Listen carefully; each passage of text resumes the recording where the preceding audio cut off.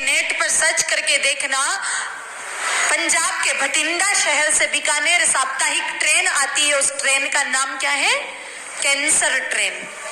क्योंकि इतने कैंसर के मरीज वहां पर हैं जर्सी का दूध पी पी करके, इसीलिए जर्सी का दूध बिल्कुल नहीं पीना चाहिए मेरे भाई बहनों।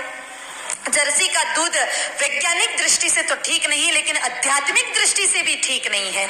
आप अगर जर्सी क्या है ये जानना चाहो तो किसी वेटरनरी डॉक्टर के पास जाना, पूछना कि जर्सी क्या है। वो वेटरनरी डॉक्टर कहेगा कि जर्सी हाइब्रिड है। क्या कहेगा? जर्सी हाइब्रिड है। हाइब्रिड को हिंदी में क्या कहते हैं? शब्दकोश में ढूंढ के देखना तो आपको एक शब्द मिलेगा, वर्ण संकर। और फिर आप गीता जी के प्रथम अध्याय का 45वां श्लोक पढ़ करके देखना, उसमें स्पष्ट लिखा है कि वर्ण संकरता कुल का नाश करती है।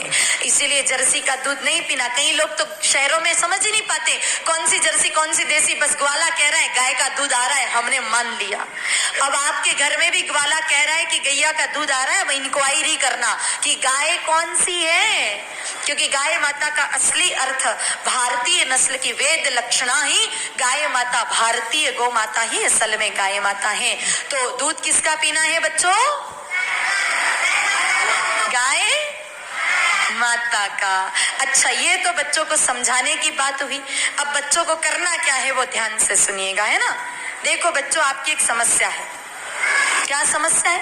साल भर रटते जाओ रटते जाओ रटते जाओ, एग्जाम से पहले सब कुछ फुर्र हो जाता है, कुछ भी याद नहीं रहता। बोलो होता है कि नहीं होता है? होता है ना। तो उसके लिए क्या करें? 3 नियमों का पालन करना है बच्चों। सबसे पहला नियम, सुबह जल्दी उठो। अब जल्दी कब उठोगे? जब जल्दी सोओगे। तो रात को 11-11, 12-12 बजे तक मोबाइल में गेम नहीं खेलना।